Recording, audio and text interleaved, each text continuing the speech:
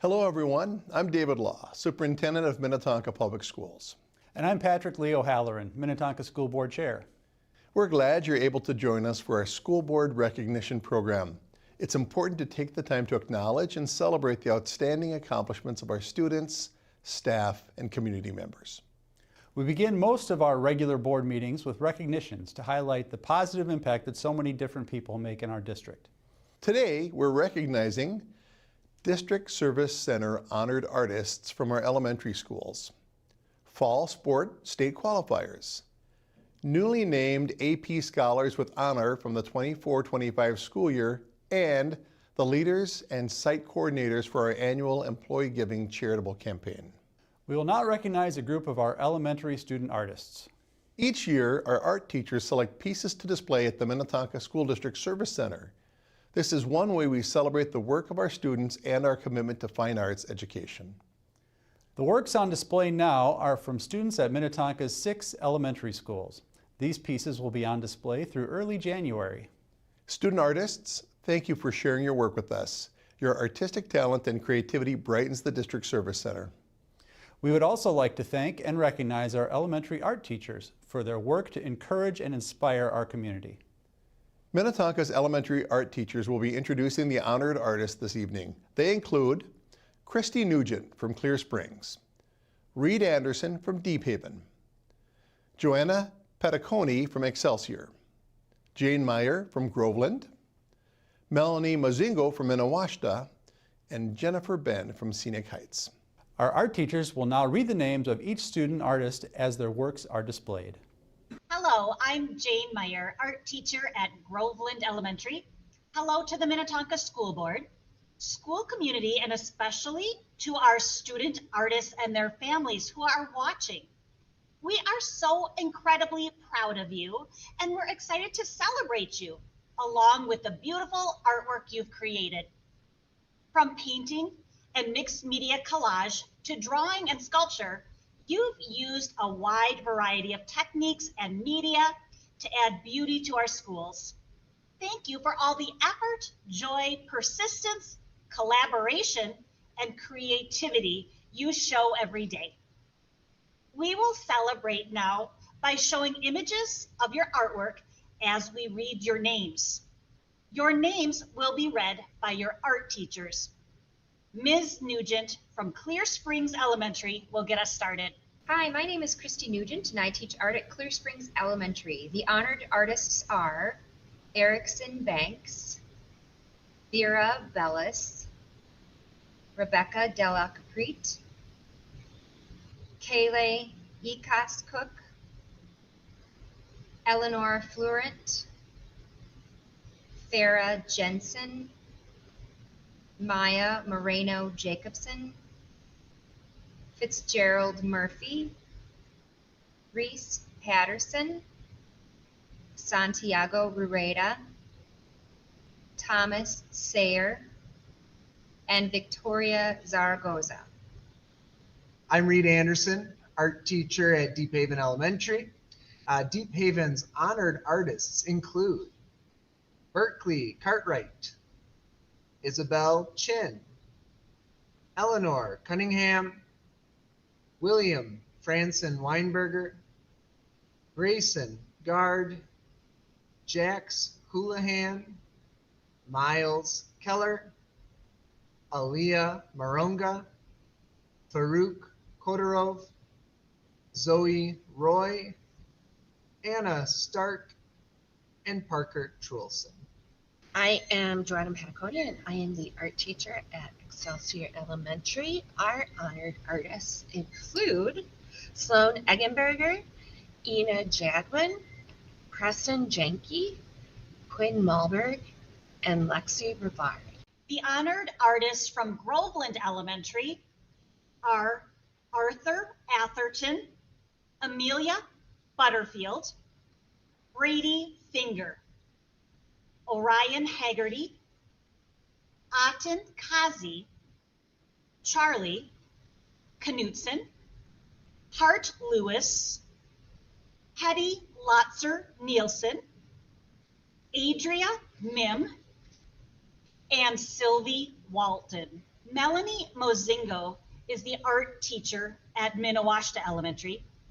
The honored artists from Minnetonka are Everly Besance, Sophia Borison, Arabella Boyer, Hannah Chuhunova, Aviva Dalson, Sage Desmarais, Leaf Futterer, Lucy Hanson, Hope Hedrick, Andelia Isbell, Louis Markert, Connor McDaniel, Sariana Moxis Bowman, Brooks Nonig, Miles Rodbold, Gordon Van Heck, and Letitia Western.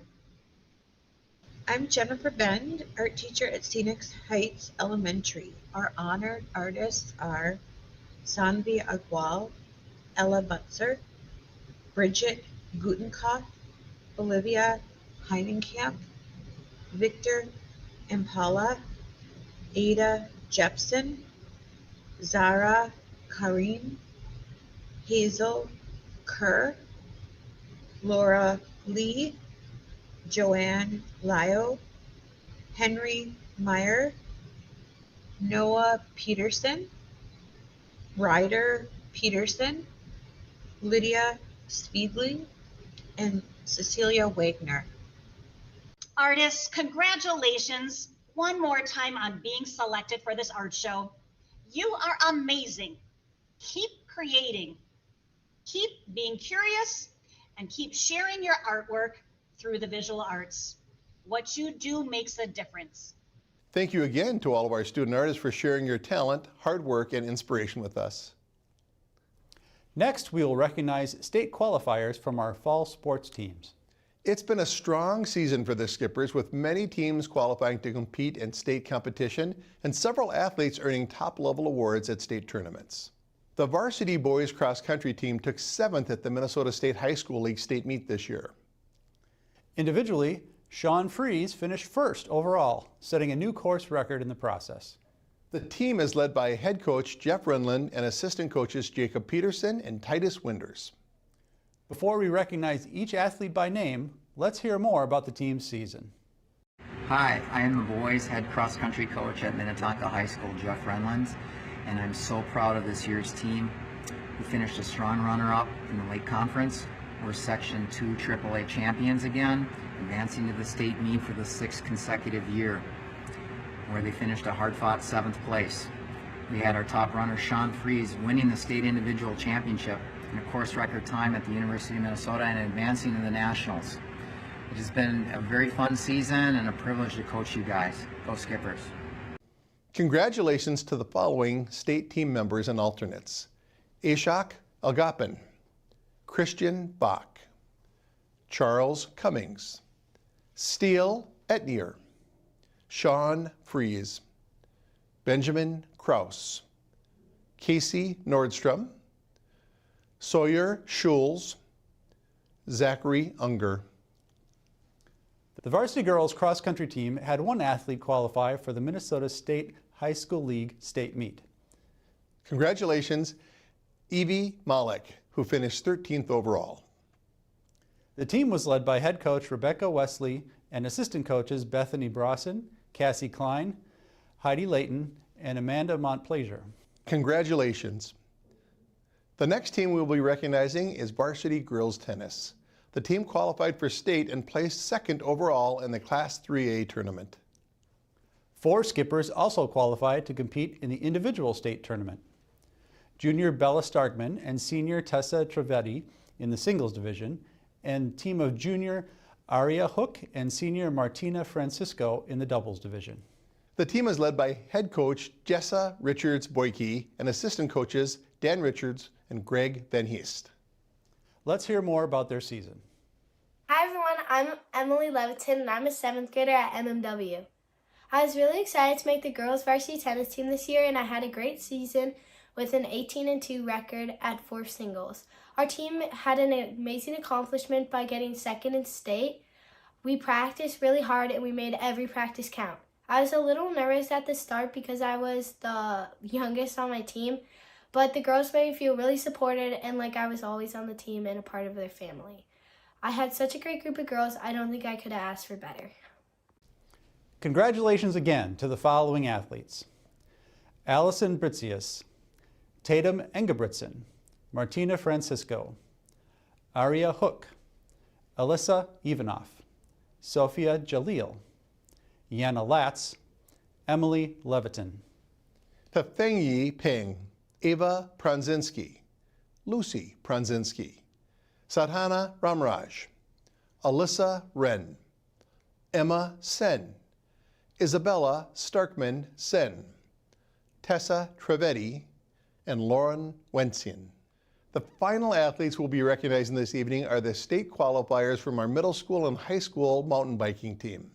At state this year, the middle school team took first overall and the high school team took second. The team is coached by Jake Saywert and Leah Malik. Let's hear more about their season. Hello, Minnetonka families. My name is Jake Saywert, and I'm the head coach for the Minnetonka mountain bike race team. On behalf of more than 100 riders and their families, we're honored to be recognized by the school board for our 2025 season that wrapped up in October. Highlights of the season included taking second place overall in the state high school team score, taking first place overall in the state middle school team score, and a focus on girl-specific programming led by Coach Sally Wood with a goal of getting more girls on bikes. Finally, I'd like to thank the 60 coaches and ride leads who participate in our program every week. We wouldn't be able to have a team without all of you, and we're looking forward to seeing everyone again in 2026. Thank you. Hi, my name is Everett Wilkie. I'm a 7th grader at MME, and I was part of the state mountain bike team. At the start of the season, I had a broken collarbone. I pushed through it all from the encouragement I got from my teammates and family members. It was a great experience seeing all my teammates doing so well in all the races. Congratulations again to the following athletes: Levi Anderson, Owen Dahlin, Henrik Kohlmeyer, Jackson Runk, Bennett Schmidt, Reed Thurbush, Everett Wilkie, Axel Wood, and Charles Wardell. Adeline Malik, Quinn Miller, Alice Seward, Claire Straub, Stella Swanson, Vivian Wood. Great work, all. We will recognize our remaining fall sport state qualifiers in our January School Board Recognitions program. Our next recognition group is the new AP Scholars with Honor from the 2024-25 school year. The AP Scholars with Honor designation is granted by the College Board to students who receive an average score of at least 3.25 on all AP exams taken and who receive scores of 3 or higher on 4 or more of these exams. The students we will recognize tonight achieved the AP Scholar with Honor recognition for the first time based on their AP exam scores from the 2024-25 school year.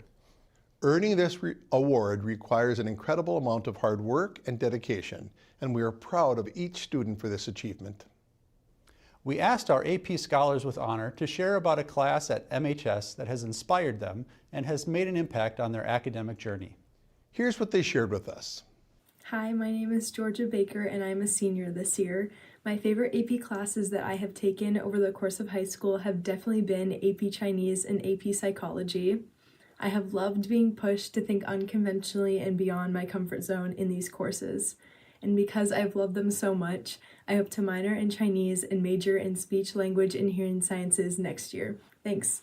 Our student honorees from the class of 2025 include Aliyah Agri, Alexander Balbach, Maria Clara Barros Fontes de Souza, Ryan Bonthius, Audrey Booten, Rexton Breitbach, Chloe Choate, Davis Colbeck, Hudson Kraft, Nathan Ekstrand, Amelia Foundry, Tyler Friday, Elizabeth Goodyear, Jackson Hempel, Elliot Jones, Amrita Kaur, Rose Leary, Tyson Mahadi, Nicholas Martinez Gonzalez, Elizabeth McKinney, Madeline Moen, Hugo Mullaney, Evelyn Noah, Emma Peters, John Rafferty, Devin Rydell, Nora Rivard,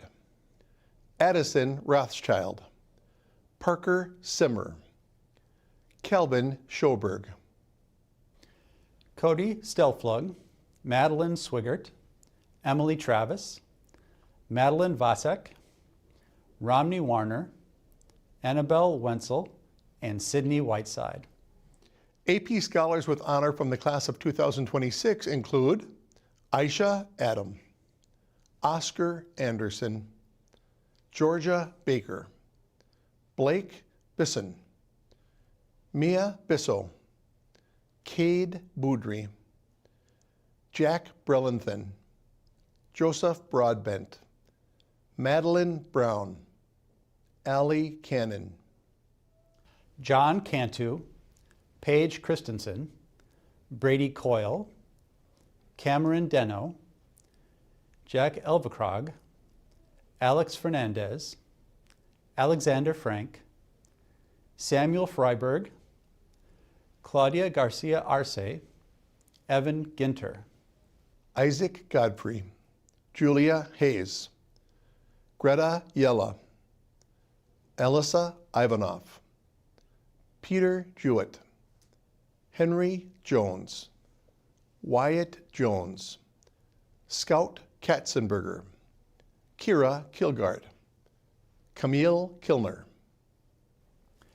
Alexandra Coitine, Miles Laskin, Daniel Lebin, Aaron Lowe, Griffin McIntosh, William McKinney, Anders McNeil, Sophie Milstein, Isa Mohit, Madeline Morgan, Delane Navorska, Caden Pelstring, Braden Pruitt, Sadhana Ramraj, Mateo Rebman, Isaac Rose, Cole Rowan, Samuel Schmaltz, Scarlett Schmidline, Zoe Seibart, Alexander Severance Williams, Jack Sexton, Madison Tron, Graham Tyler, Lou Verhelst, Samuel Walker, Bertie Walsh, Anna Wisnant, Caitlin Woodford, Victoria Wyatt, Rissy Yee, and Sophia Zhang. Our student honorees from the class of 2027 include Asha Alam, Daniel Baig, Peyton Barker, Lane Barton, Avery Beerley, Sophie Blesser, Maria Bondar, Madeline Botten, Madeline Brahma, William Bramer, Henry Cheatham, Heron Choi, William Dornick, Abigail Edstrom, Aranza Esqueda Mendoza, Connell Fleming, Cole Frick, Neil Gotti, Ritvak Gopinath, Lucas Gran. L. Grossell, Oleta Gross, Micah Herman, Brett Hitchcock, Mason Heise, Grace Ingberg, Tyler Jabs, Annalie Janes, Peyton Jewell, Keegan Johansson, Colin Johnson, Akash Karthikeyan, Lily King, James LaFontaine, David Lozano, Mateo Mullet Harvey, Paisley Miller, Zane Nashawati, Stephen O'Leary, Brooke Olson. Mackenzie Ostendorf, Andrew Raymaker, Soli Ron Hell, Ellison Salk, Penelope Sosick, James Savage, Ava Schlapkohl, Casey Schloss, Reese Schroeder, Henry Schuler, Aaron Sefton, Mukul Senthil Kumar, Abigail Seo, Liam Shaughnessy, Eric Scarlid, Blake Sommerfeld, Zachary Stelflug, Ayan Syed, Talia Tobin, Emilio Torano, Blake Viger, Eliana Weiss, and Eve Zulland. AP Scholars with honor from the class of 2028 include Aaron Burrows, Gavin Flom, Alden Go, Asher Jivanathan, Bennett Lang, Wyatt Marcus, Margaret Nielsen, and Ali Stockman.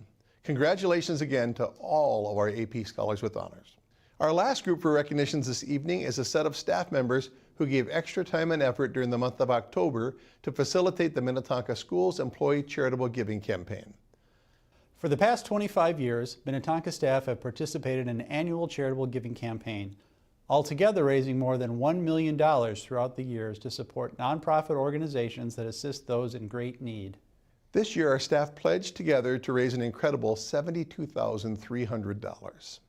The donations will go to support one of 3 nonprofit federations: Creating Healthier Communities, Open Your Heart to the Hungry and Homeless, and Greater Twin Cities United Way. Or they will fund programs at designated charities that were selected by our employees. At each of our buildings in the district, we had campaign site coordinators who arranged activities and outreach efforts for their staff and their buildings to promote engagement for the giving campaign. I'm grateful to each of them. The donations our staff raised are desperately needed by many people who are struggling this year. Tonight, we'll honor each site coordinator for their amazing contributions in bringing staff together to accomplish this wonderful fundraising effort. The following staff members led the annual employee giving campaign for their buildings. From Clear Springs Elementary, Kurt Carpenter, Courtney Davis, and Elizabeth Johnson. From Deep Haven Elementary, Mallory Brockamp. From Excelsior Elementary, Michael Savage. From Groveland Elementary, Andrew Gilbertson and Sarah Klitsky. From Minnetonka Elementary, Cindy Andrus, Lisa McHugh, and Jenny Van Allsburg. From Scenic Heights Elementary, Nicole Snedden and Jared Van Allsburg. From Minnetonka Middle School East, Charlie Dorn. From Minnetonka Middle School West, Jacob Westman. From Minnetonka High School, Jennifer Breidenbach, Sarah Martinson, and Emily Rosengren. From the Minnetonka Community Education Center, Kim Carlson, Jenny Bedurka, Molly Banneman, Angie Kleinedler, and Louise Weir. From the District Service Center and Tech Center, Christine Breen, Harriet Filkowski, Beth Erickson, Kristen Laughlin, Shanna Lisi, and Annalise Peterson. From SAIL, Aaron Valenta. And finally, I'd like to give a huge thank you to our district-wide campaign chair, Executive Director of Communications, Dr. Jackie Getty. We are grateful for each of you and for each staff member who contributed to the giving campaign by giving so generously. You have all truly made an impact on our community. That concludes our recognition program for this evening. Thank you again for celebrating with us. The school board meeting will begin shortly.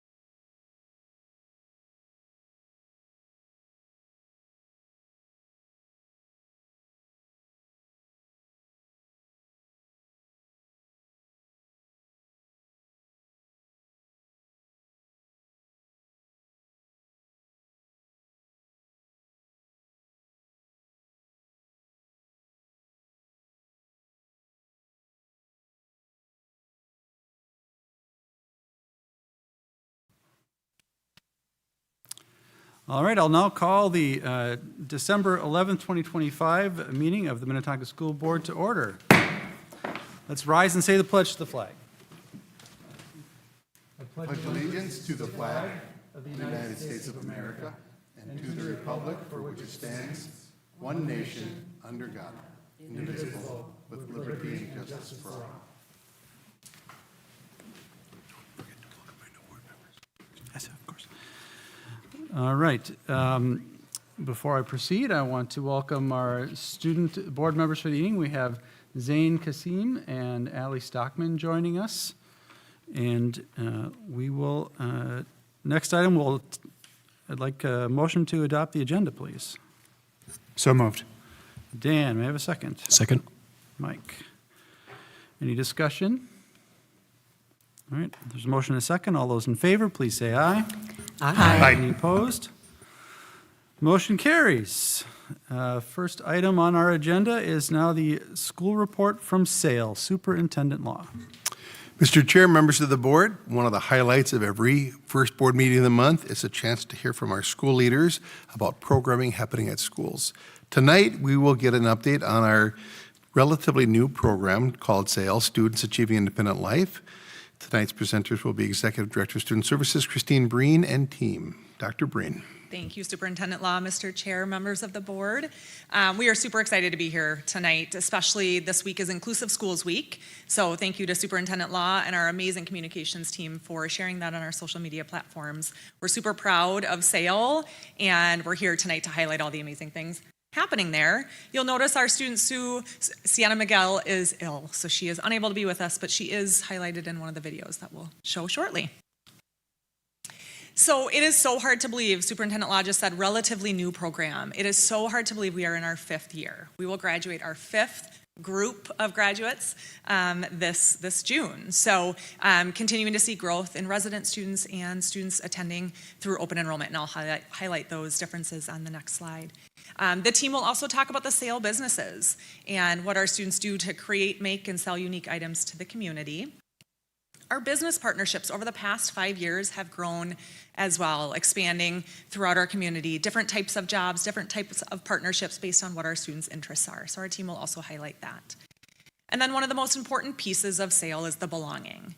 We brought SAIL to Minnetonka to create a sense of belonging here in our community. Most of our students are our residents in this community, and after they graduate from us and leave us, they will remain here. So it was extremely important for us to bring SAIL home to have our students build that sense of belonging in the community they will reside in.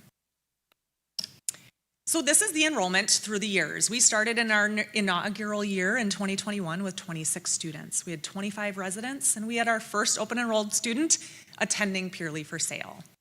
In 2022, you'll see we had 29 students, 24 were our residents, and 5 open enrolled specifically for SAIL. In 2023, 33 with 24 resident and 9 open enrolled. Sorry, the percentages are the percent of open enrolled students coming just for SAIL. So 100%, that one was coming just for SAIL. 80% of the 5 that were open enrolled came just for SAIL. 78% in 2023. And then 90% for the last 2 years. Students are coming after their high school career to join SAIL.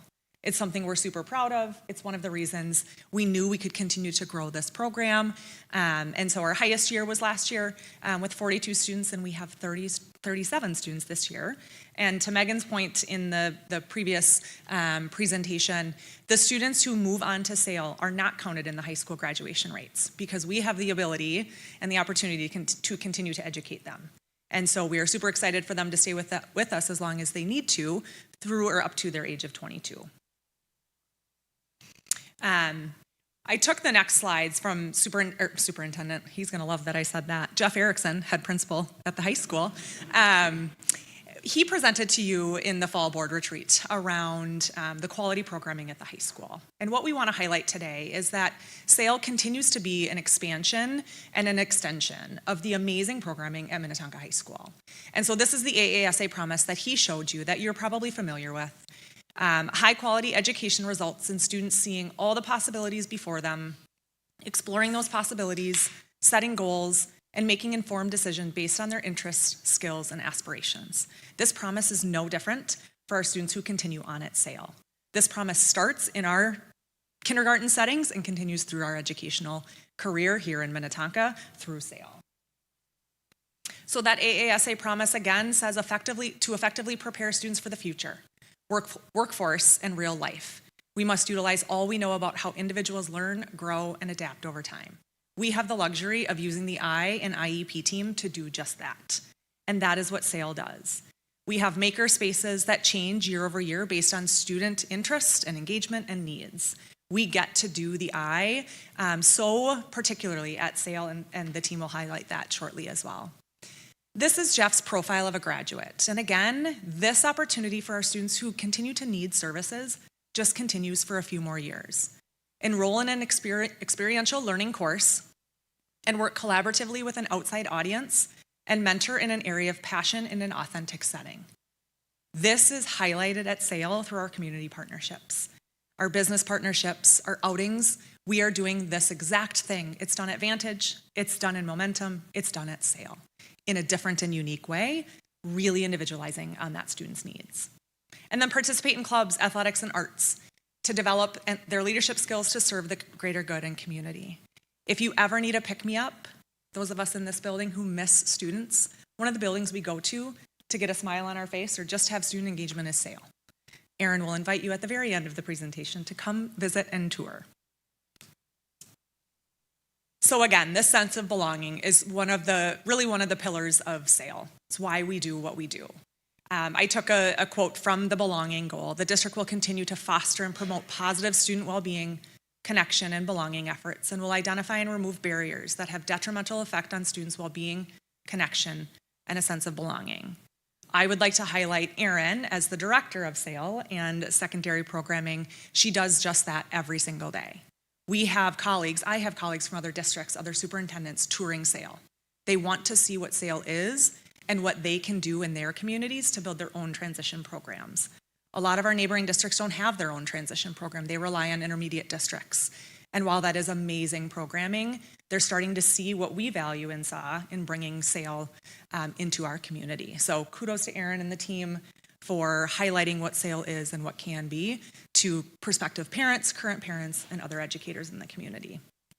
Erin and the team will talk about the 3 pillars of transition: independent living, post-secondary education and training, and employment. That is what we focus on at SAIL. So I'm going to turn it over to Steve, and you can continue. Thanks. So we have SAIL business that we practice every day at school. And at SAIL, we prepare students for multiple avenues of success. In the employment sector, this means not only learning how to work for someone else's business, but how to run your own.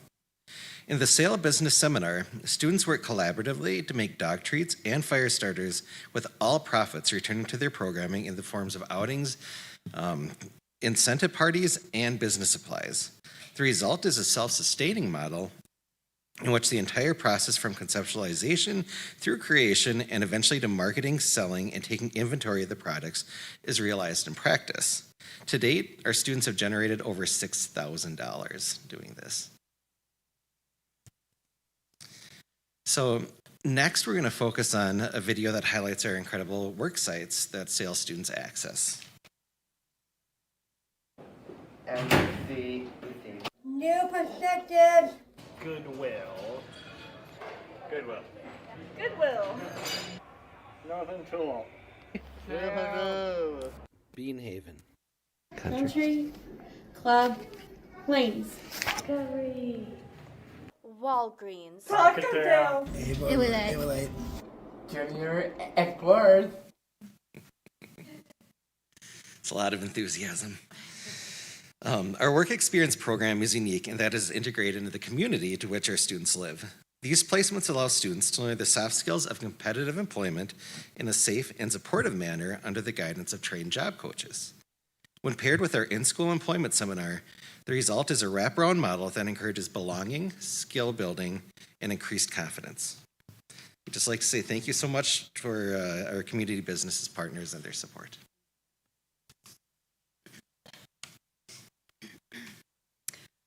Additionally, SAIL continues to be active in the community. Our weekly community resources course directly supports the school board's goal of belonging in action by fostering meaningful connections between our SAIL students and their community.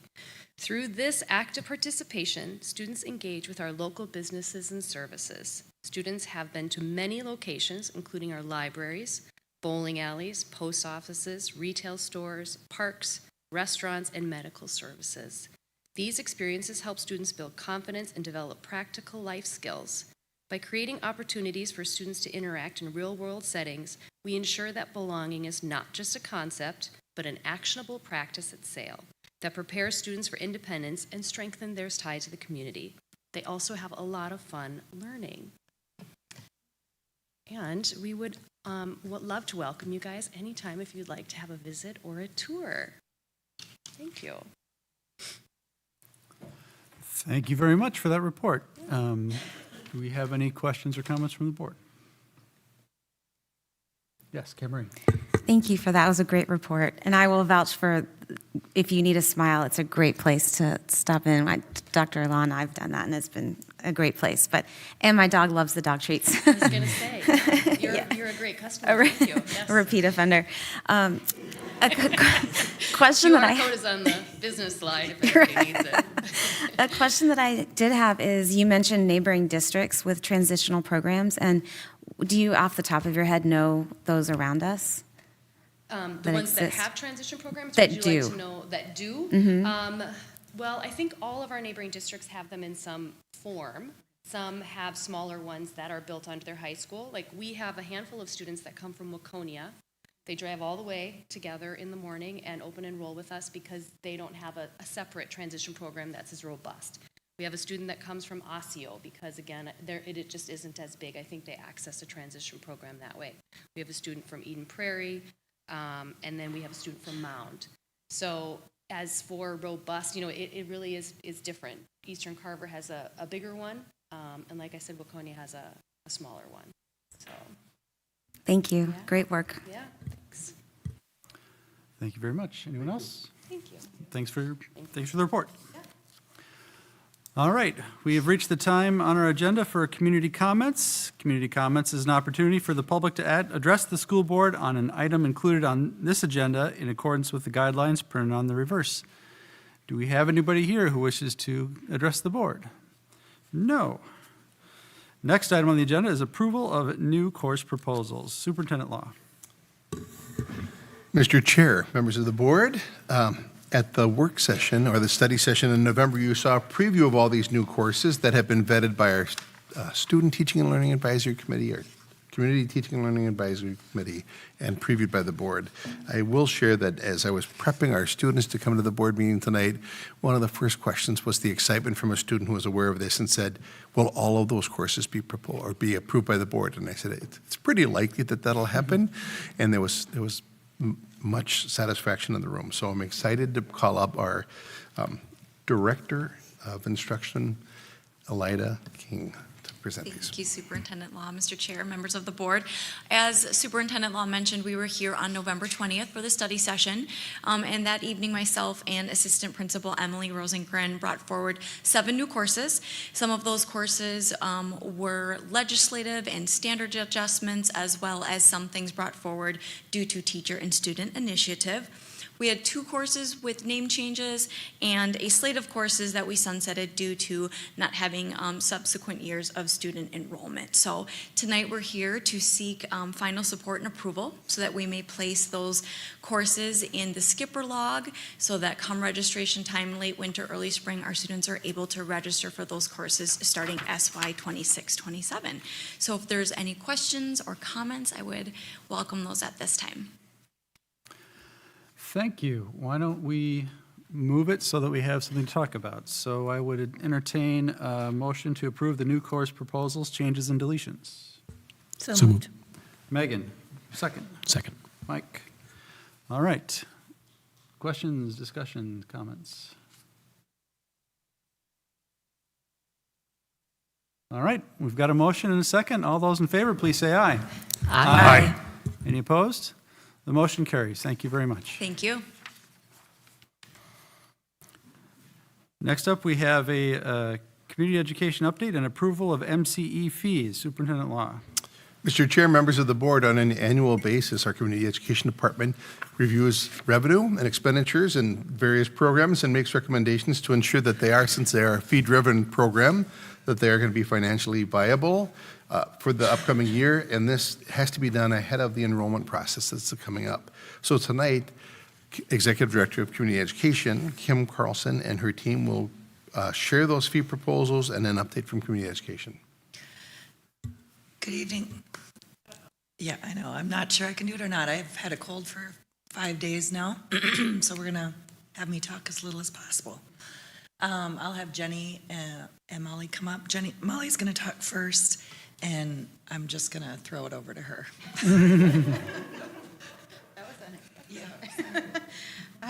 Good evening, Mr. Chair, Superintendent Law, members of the board. It's nice to see you all again. We're going to talk about fee proposals for this upcoming school year. First, just a couple of highlights about what's happening in my building. I like to also brag if you want to go somewhere to fill your bucket. I've got the cute ones. They're little. Some highlights for us this year. Last year I spoke to you about a new program called Parent Education Plus, which is a program where I'm combining a mental health practitioner with a parent educator to offer a more in-depth group experience. It's going awesome. Our Better Together, which is the one we're offering for ECFE, ECSE families, it's in its 5th session. And the groups are cohesive and it's just amazing. So we've added something to that called Social Butterflies so that we're giving the kids an opportunity to have some time with an early childhood educator as well, and it's going really well. So we're adding something called Dad Lab. So I'm really talking about this because we don't have enough enrollments right now, but Dad Lab is designed to really provide a place we have a lot of dads that come to ECFE and talk about feeling, they'll go to the DMV and someone's like, oh, you're watching your kid. And he's like, yeah, Dad, that's my job. So kind of helping dads to find a place where they can, talk about what it is to be a primary parent and all the same things that we've always offered to mothers, and we want to call it out that dads are doing the same work. So we have increased enrollment this year. We did some cool shifting of our programming. We now have 3 different types of programming. So the initial programming is for new to parents that are walking through the path the first time. We had a lot of parents that are on their 3rd or 4th kid that are like, I don't want to do that again. Can I have something more? So we got some topics from them and then are now running sessions that allow for them to come in and talk about more topic-based learning. And then we're continuing our session of picking books that we often recommend to families and say, hey, you don't have to do a book study, you don't have to do a book club, but let's talk about the concepts in these books and how you can apply it to your life. And then our free Fridays are always available, and they're the best way for people to come and see what we're about. They're free to anyone. We have literacy, science, and playtime. So. Our census data this year will indicate that we'll have a little bit of a bump in our ECFE levy, which is nice. Every year I bring to you the data that shows how people are utilizing our sliding fee scale. We're about the same as we've been. People who pay the full price for the class and people who don't pay at all are about the same right now, which is great. It means we're reaching everyone in our community equally. So I'm asking for a 0% increase. I know it's a really hard one to go for, so I'll pause here, seeking approval for a 0% increase to our sliding fee scale. All right. Any questions about what we've heard so far? If not, I'll entertain a motion for a 0% fee increase proposal for Minnetonka ECFE for 2026. Sally, may I have a second? Second. Oh, wait, who was the first? Oh, I think. I was the first. Okay, Sally, then we need a second. Somebody else. Second. All right, Kemery, Sally and Kemery. So much work to get 0%. Okay. All right. Thank you. Any further discussion? Hearing none. All those in favor, please say aye. Aye. Aye. Any opposed? The motion carries. Superintendent Law. Okay, moving on to preschool. We always do our general plug that our preschool open house will be on Saturday, January 31st from 9:30 to 11:30. It's a free event at Minnetonka Community Education Center. It's a great place to just come find out more about our program, meet other parents, and see our teachers and get your face painted. The good stuff. So we've had some interesting enrollment kind of changes this year. For the 24-25 school year and the 23-24 school year, we had an increase in students who were utilizing our ECFE services. And as we projected for our enrollment for this year, we realized we weren't going to need as many seats for those students. And so we were able to reduce the number of seats that were purchased because we just didn't have the kids in the pipeline. Additionally, I had a couple sections that ran they were thin margins, and so I was able to reduce the number of sections that I was offering, but still serve as many students as I had served before. So in that enrollment number, it always includes the seats that are purchased for ECSC, whether or not those seats are used. So we want to make sure that we're being good stewards of those dollars and really only purchasing the seats for the students that we see coming, and knowing that we're going to have seats that we can provide later, but so that we're really, dollar in, dollar out, want to make sure that we're as balanced as possible. So we're at an 88% enrollment this year, and our building feels great. Kids are happy, and it's wonderful. We always look at how our open enrollment comparison compares to the district open enrollment comparison. So I like to provide you with that data. Little bits of changes here and there each year. So when we compare our program to other programs, I always say it's apples and oranges because everybody does it differently. Now that the state has legislated that all teachers need to be licensed teachers by a certain date, this might get a little easier as we go, but we've had licensed teachers in our classroom for a very long time. So what makes us unique and what we compare is the licensed teachers, that we are a 4-star parent aware program, both in Minnetonka Preschool and Junior Explorers.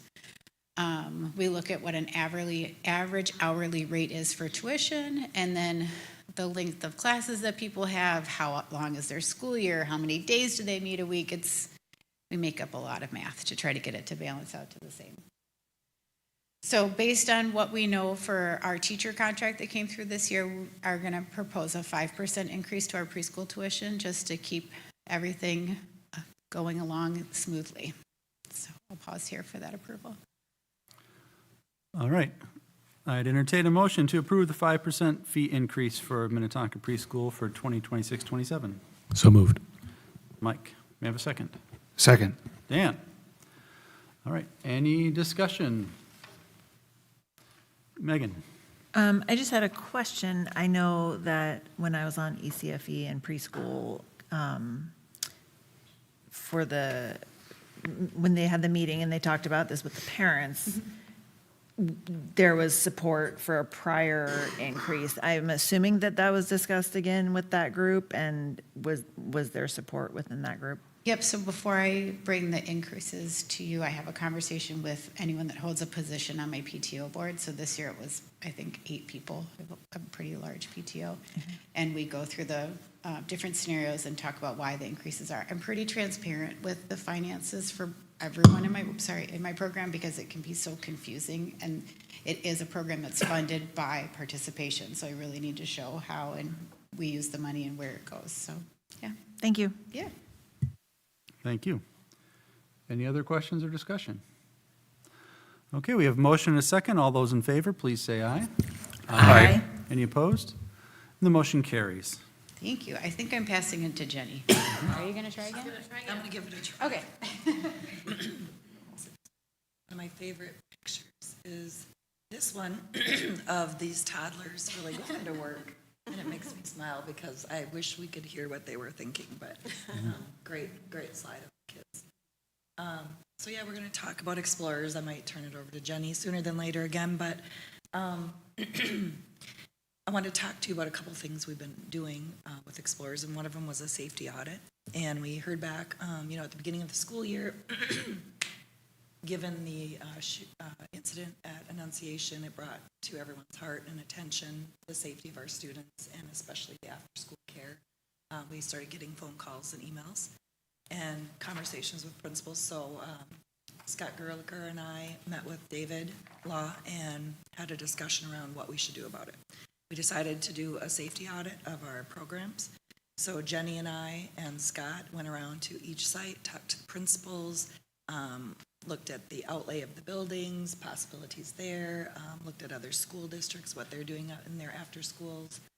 And ultimately, Last month, we came to David with a recommendation that we thought we would have 2 pilot sites that would have a building supervisor at the door. We'd lock the doors after school. We picked Minnetonka and Scenic Heights, and we'll have a building supervisor.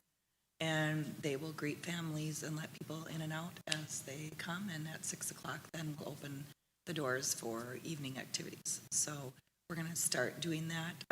If Jenny will post, and hopefully we'll get some interest in working after school in a building supervisor role there. Okay. Cough drop is maybe working. We've also had a task force of families. We put out a application for folks interested in being a part of a task force to examine our registration process. As you probably know, we were not able to accept all the contracts of students, of families that were interested in our Explorers program. And so we started this task force. It was great. We met 4 times, got really in-depth, had some great conversations. In September, we surveyed all of our Explorers families. So we used that input along with our task force information. That's a picture of some of the people on our last day. Some people couldn't make it, but great group, great questions, just very, trying to be helpful, bringing lots of good things to our attention.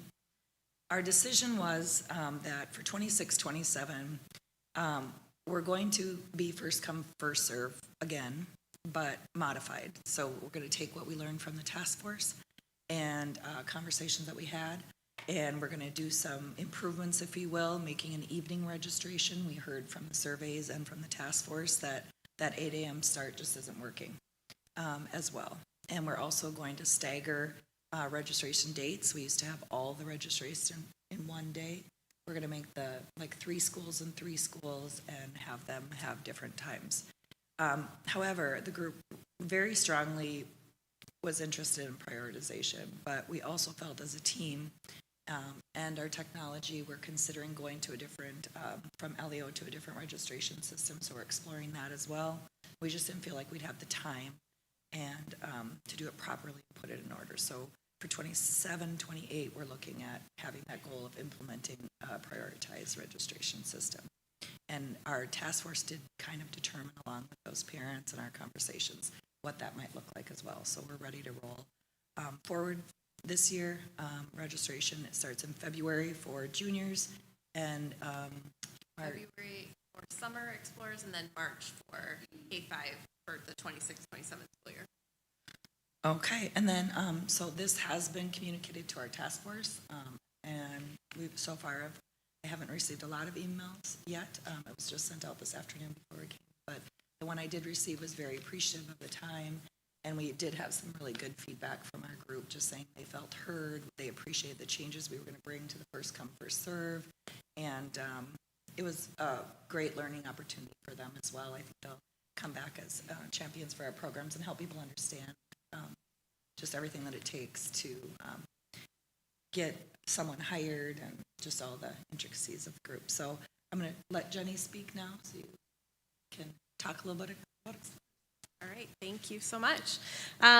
One of the things that is really important to us is to hear from our Explorers families, how things are going, what opportunities we have to improve, and what's going well. So we survey them at least 3 times a year, and these results are from our fall survey. So really strong feedback about their overall experience, about our staff, and about the communication that we provide in the program.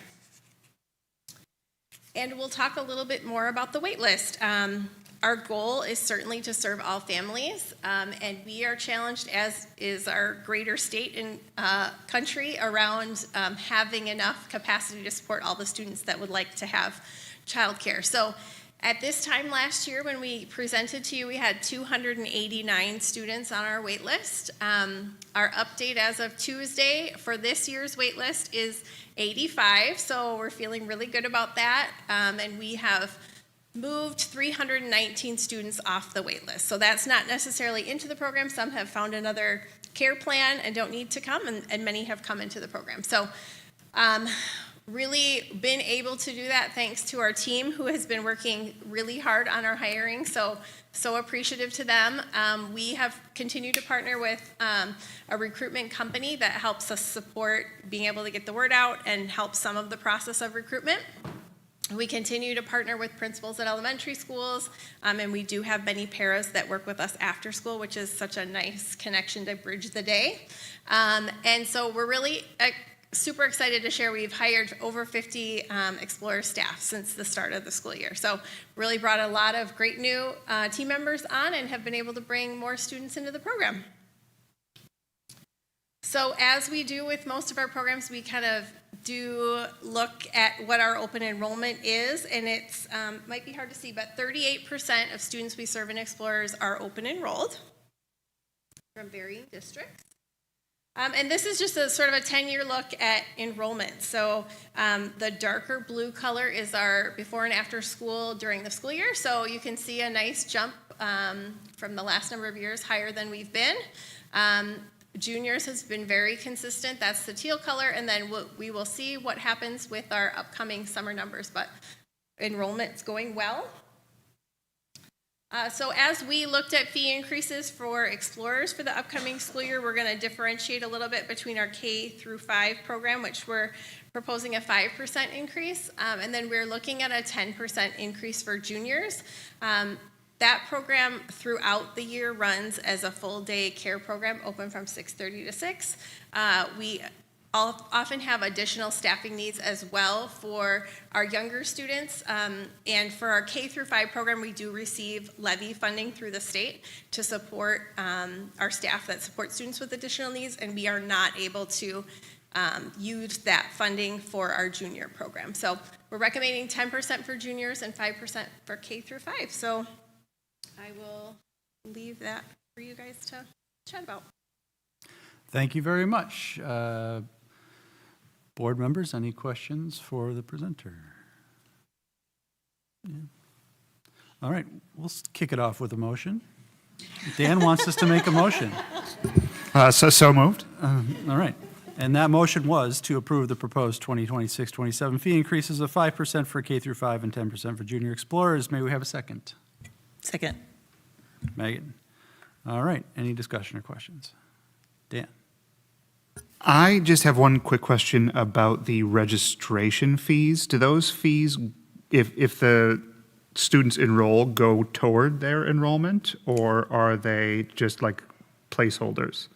Two answers. For K-5, they just go towards their enrollment and our processing of that. With the juniors, they pay a little bit of a higher fee.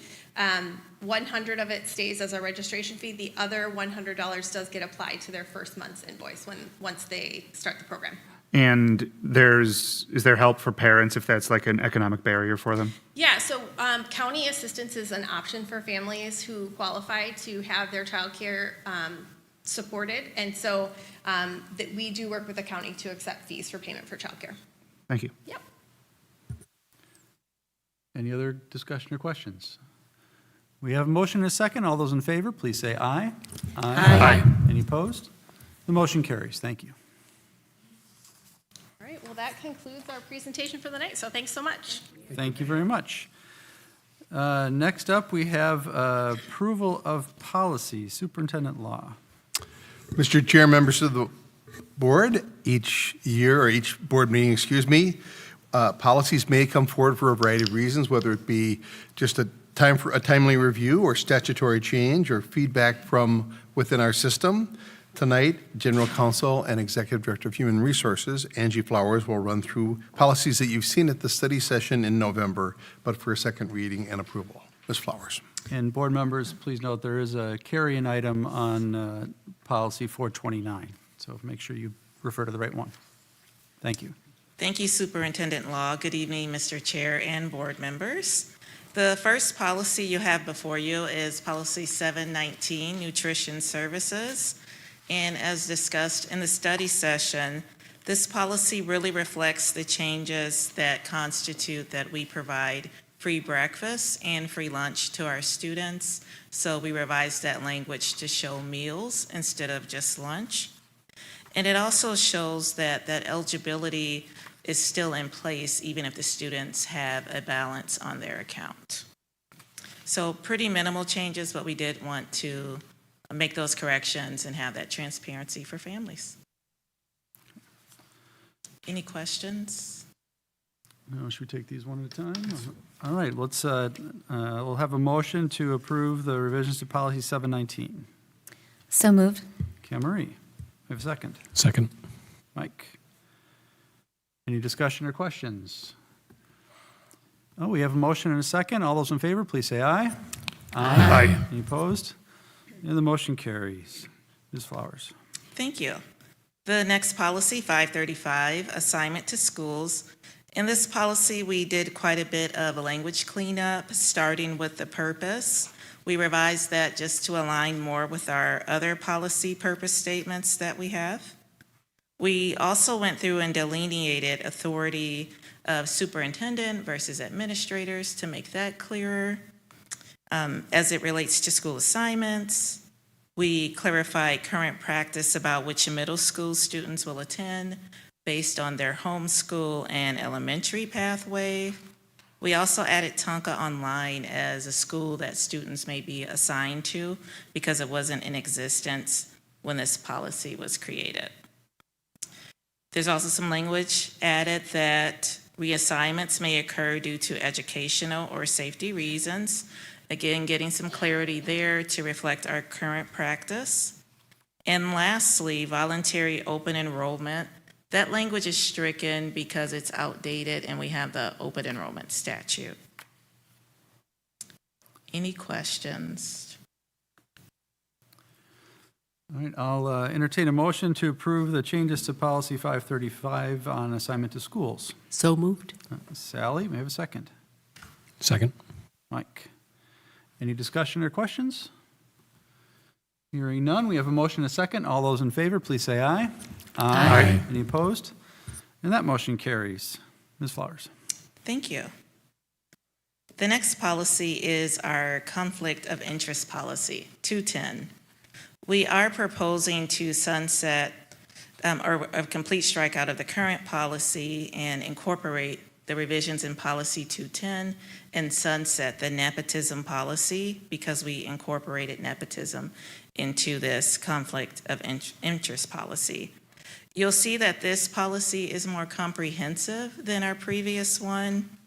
It clearly provides district personnel expectations for financial conflicts, gifts, acting in the public interest, and more, including perceived conflicts of interest. We did retain the purchasing authority and vendor conflicts that were in the previous version of this policy, so that we didn't want to lose that critical information.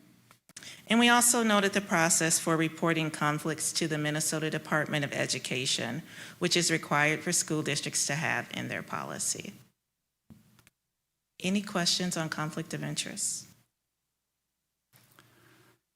I guess we'll entertain a motion to accept the changes to policy 210 conflict of interest as along with the corresponding sunset of the nepotism policy number 433. So moved. Dan, may I have a second? Second. Mike. Any discussion or questions?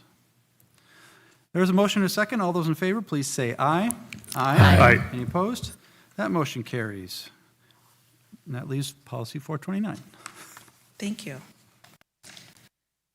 Policy 429, leaves of absence. The first change you'll notice that is different from the study session that came after some discussion is that we've stricken the title, the words in the title, without pay authority to act.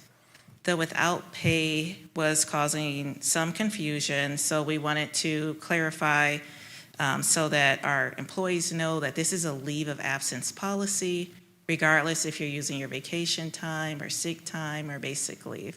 So just for clarity, you'll see that the policy is now leaves of absence, and throughout the body of the policy, without pay is stricken. Doesn't mean you can't take a leave of absence without pay, but we just don't want to give the impression that that's the only type of leave.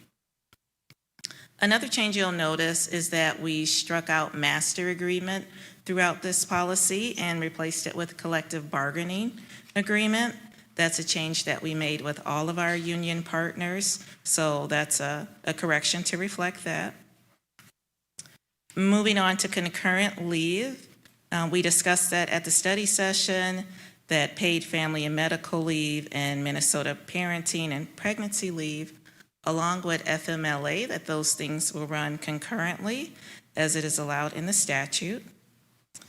And many of these changes are a result of the new statute, paid family leave, that is going into effect on January 1st of 2026. If you look at factors to be considered in acting on a leave of absence, again, following the statute, leave requests for paid family leave must be provided 30 days in advance if that is foreseeable. And for employee sick and safe time, notice must be provided at least 7 days in advance if foreseeable.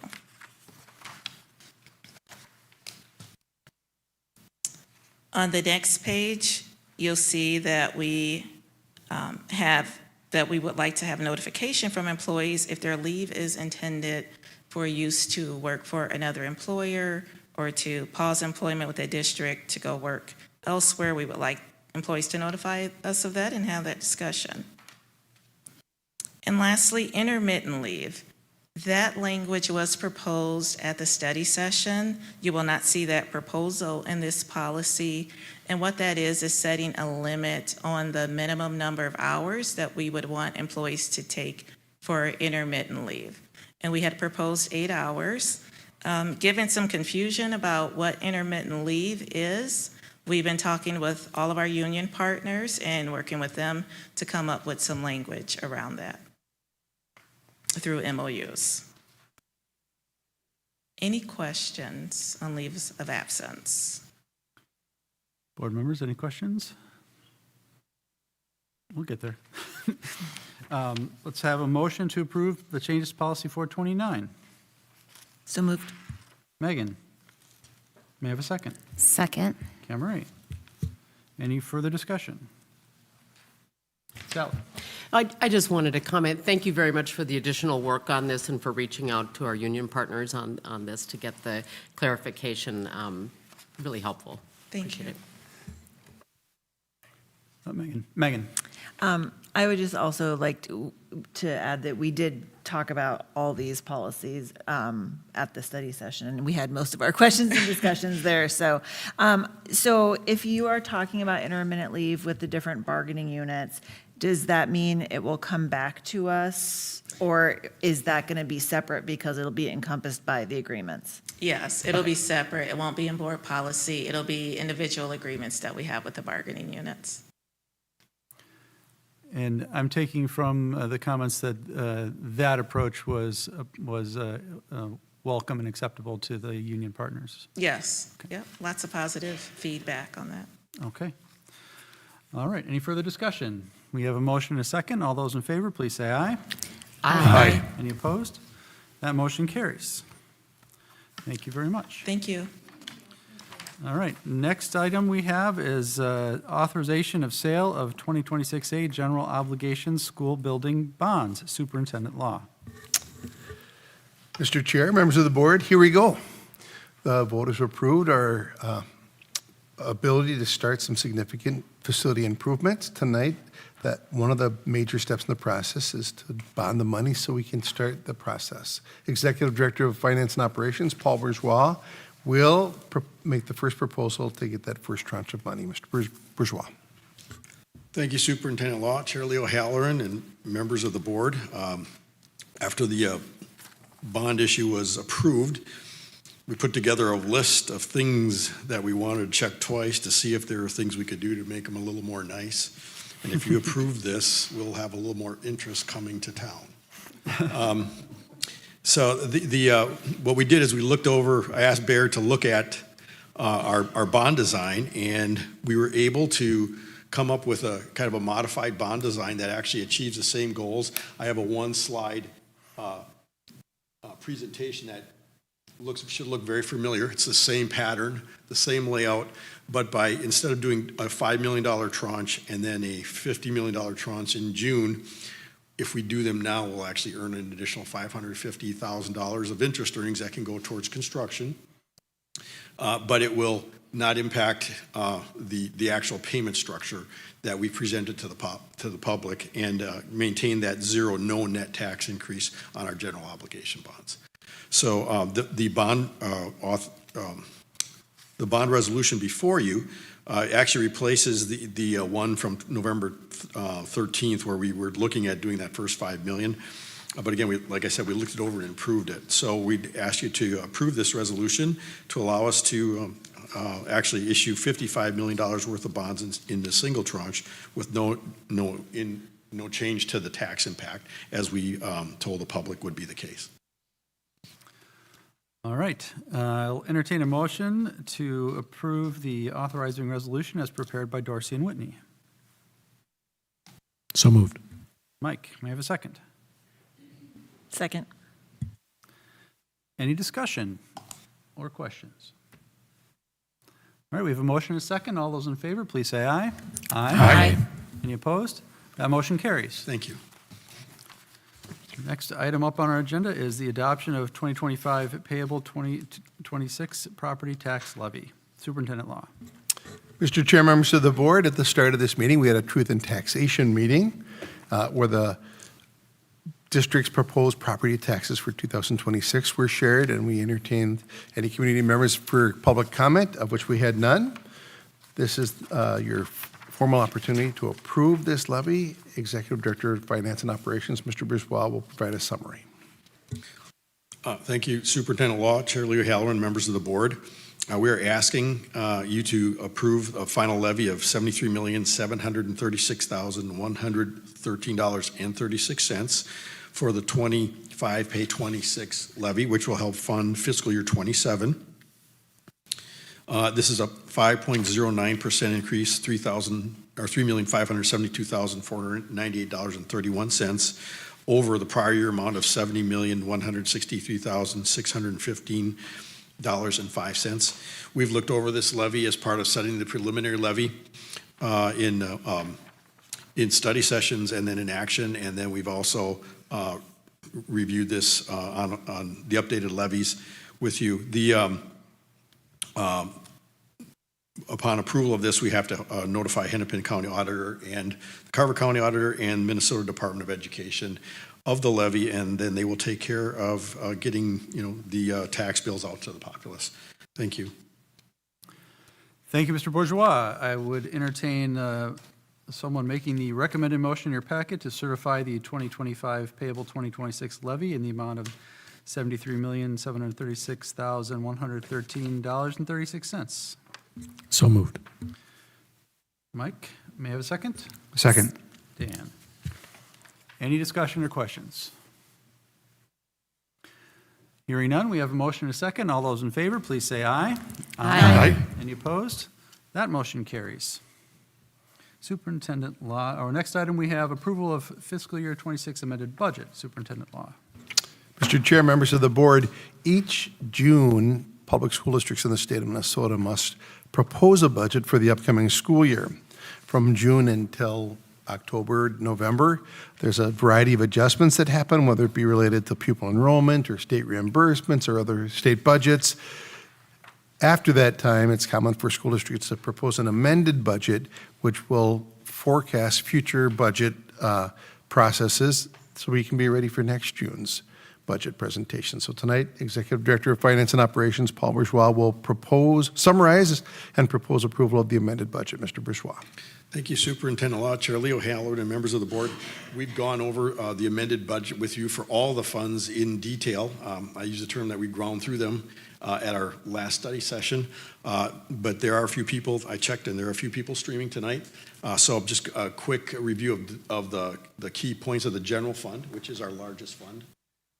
I also just always have a slide here just to note that it's the 10th year of our additional operating referendum dollars, and we don't have we've extended that level of funding through 2020, through fiscal year 36, but we don't have the ability to raise more, and we've been trying for about 10 years, so we will keep at that. I'm going to actually just go through our general operating fund The general fund, operating fund actually has, our general education revenue is about $93 million. And that is, that is the bulk of our funding. It's about 52% of our funding. The operating referendum for our pupils locally, it's just under $2,300 per pupil, but it's about $28.5 million. We also have a $724 levy for local optional revenue of $9 million. And then there's some federal, very small amount of federal of about $3.2 million, and miscellaneous revenue about $5.6 million. We have $38 million worth of categorical, of which approximately 2/3 of that is actually special education. And those are the percentages that you see there. Again, 53% for general operating, general education revenue, and 16 critical percent for the operating referendum, and 5% for local optional revenue. Our amended budget for general operating fund expenditures are teacher salaries of $126,157,000, and then paraprofessional salaries of about $12,800,000. All other salaries and benefits are about $22.8 million. We have about $7.5 million in purchase services, about $6 million of supplies, $7.9 million in transportation, and a small transfer to the Arts Center for their the operation funds for that entity. Our teacher salaries are about 67% of all of our expenditures, and that's the way it should be. We're here to teach students. And then paraprofessionals are about 7.5%. So we're at about 74 to 75% every year of all of our general operating fund revenues goes towards the personnel that spend the most time and they have the most direct contact with students. Then all other salaries and benefits are about 13%. So we're about approximately 88% salaries and benefits. And so there's, we run a very, very tight ship, so to speak. This is a quick chart of where we're looking at our general operating fund long-range projection of revenues to expenditures. For fiscal year 26, we are projecting $178.4 million in revenues, $174.5 million of expenditures. That's about a $3.9 million surplus compared to the adopted budget. We are up primarily because of some additional funding from special education for this year, higher than what was estimated. Then for fiscal year 27, we are looking at having a $3.6 million surplus because of additional students again and special education.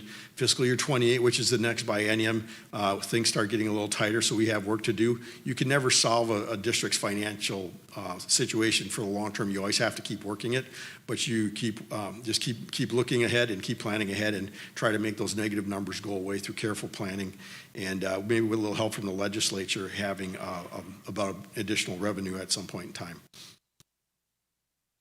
And this is just a variation of that, and showing where we're going to be at out for the long term. So we do have some work to do in 28, 29. That's really all that I want to do as a summary. And so with that, I'd like to ask you to consider approving the amended budget for fiscal year 26. And then we'll go forward and implement that and start getting ready for fiscal 27. Thank you. Thank you, Mr. Bourgeois. I'd entertain a motion to adopt the fiscal year 2026 general operating fund amended budget and fiscal year 27 projected general operating fund budget. So moved. Dan, may I have a second? Second. Anne Marie. Any questions or discussion? We have heard quite a lot about these. Yes, Dan? Yeah, Paul, thank you very much for this. This is fantastic. Good news in the short term for 26 and 27. That gives us a little breathing room. And like Paul mentioned, folks, this is an election year coming up with our state senators and state representatives, and let's just make sure we let them know that public education needs to be funded like the priority it should be. You're here. Any other questions or discussion? All right, we have a motion and a second. All those in favor, please say aye. Aye. Any opposed? That motion carries. Thank you so much. Thank you, Mr. Bourgeois. Next on the agenda, we have acceptance of fiscal year 25 audit. Superintendent Law. Mr. Chair, members of the board, on an annual basis, all public school districts in the state of Minnesota go through a process of having an outside agency audit all of the funding to make sure they meet a variety of codes and accepted practices. Tonight, Executive Director of Finance and Operations, Paul Bourgeois, is going to invite up our auditor, who's going to run through our audit for FY25, which was the previous school year. Mr. Bourgeois. Thank you, Superintendent Law, Chair Leo Halloran, and members of the board. We have with us tonight Lenny Poppenhagen, who is your partner, right? Partner with Clifton Larson Allen, so we have the big guns tonight. But Clifton Larson Allen has been our auditor for quite some time, several decades. They were with the district before I got here, and we've continued with them. They've done a very excellent job for you every year, because they do the audit for you to make sure that we're doing our job. But they do a very meticulous audit, but we want them to do that. If we're not doing something correctly, we want to find out, make sure we do it right the next time. So they do a really good job at that, and making sure that they're looking out for our taxpayers' funds, and making sure that we have all the I's dotted, T's crossed, and the debits are debits and credits are credits. And so with that, I will just turn over to Lenny and for the rest of the presentation. Thank you. All right, thank you very much. I'm Craig Poppenhagen, so principal on your audit here. Just appreciate having a few minutes of your time here this evening, just to run through just the highlights of the audit. So we issued a clean opinion on the financial statements. So basically unmodified is kind of the accounting jargon for that. But basically means we had no exceptions within the financial statements. So numbers are, what you told us the numbers were is what the numbers are from the testing and work that we do. We had just one finding on internal controls. It is specific to an adjustment that we found in the food service fund. So I know it seems a little bit unusual that we have to write a finding on, food service, which is a fairly small component relative to the general fund. The reason for that is like each column, when you look through the audit book, each column has its own kind of materiality and scope that goes with it. So that's the only reason, is that there was one adjustment that was, material to the food service fund. Overall, $179,000 adjustment on $170 million budget. So certainly, the house is in order. Is what I would say. Otherwise, statutory compliance was good. Fund balances are at a healthy level. At 7 unrestricted or unassigned fund balance for the general fund is at 7.99% of the general fund budget. Basically, you came out on budget. What you said you were going to do for the general fund for 24-25 is what you did. So I guess I would also interject another comment that certainly as your auditors, we're kind of that independent check on, on the numbers and kind of your processes and controls around those numbers, but also you as a district submit your financial statements, your audit report to the Association of School Business Officials every year. And again, this would be for the 23-24 audit a year ago. You did receive their Certificate of Achievement for Excellence in Financial Reporting. So we're one opinion on that. ASBO is another. So that is now 29 years in a row. So the 24-25 audit in front of you this evening is going to be going in for that same kind of program and judgment again from ASBO. So we're going to go for 30. Why not, right? So let's see. Overall, I can't talk about an audit without talking about some numbers, right? So anyway, your unassigned fund balance is something to kind of keep an eye on. But you have a minimum, kind of a policy to maintain a minimum there of 6% of your budget. Again, you're at about 7.99. Over the previous 5 years here, you have drawn that down. So you're getting kind of close to the floor for your policy. So just something to kind of keep in mind. Generally, you're doing a good job of using, kind of those restricted sources of funding as they come in as well. So that does help certainly preserve unrestricted fund balance. Enrollment-wise, for 24-25, pretty steady with the previous year. Almost 11,300 students enrolled. Over the 10 years, that's been growth of about 1,100 over the 10-year period, but the last 3 years relatively stable. So if you're budgeting for an additional 241 for next year, I hope you see that additional 241. That would be good. Let's see. So just a little bit, kind of mill rate on general education aid. It was an add of about $143 per student for state aid, which makes up the significant source of your funding. The mix of funding between property taxes, state and federal, has been pretty consistent over the last 5 years. So property taxes in total, this is just everything all included for the general fund, about maybe a third state funding, 2/3 federal funding, about 6%. So relatively small portion of federal program funding. The formula going forward is changing. So basically your state mill rate, general education aid, is going to be indexed to inflation now. So I don't know whether that'll be a good thing or a bad thing. We'll have to kind of see how that plays out. But indexed to the CPI index up to a maximum of 3% annual increase. So we'll see how that plays out going forward.